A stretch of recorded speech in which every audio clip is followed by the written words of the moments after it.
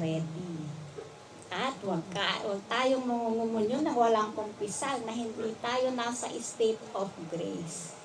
Dahil ang secret, di ba? Merong secret ang Blessed Eucharist.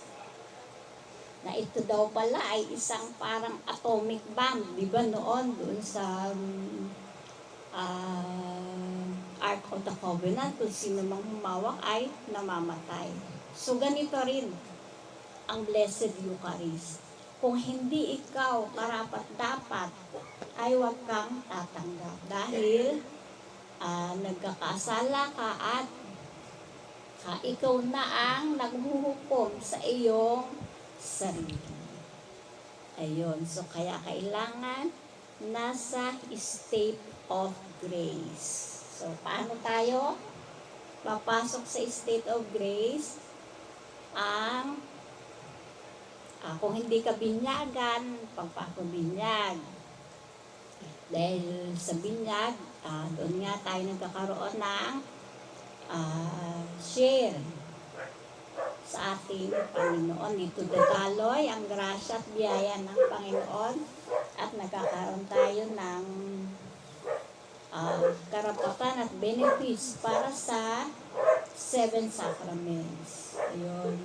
Tapos kailangan pag nasa edad ka na ay confirm. Kailangan kumpil. Tapos ayun, di ba, nangumpisal, pagkapangumpisal,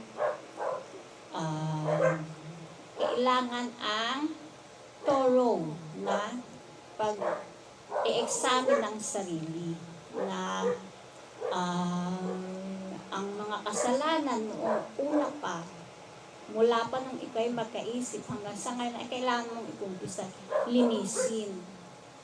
Tapos ang mga generational curses at generational sins.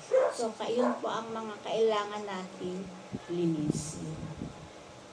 Ayun po, para tayo ay mapapasok sa state of grace. At kung ikaw ay nasa state of grace, iiwasan na po ang magkasala.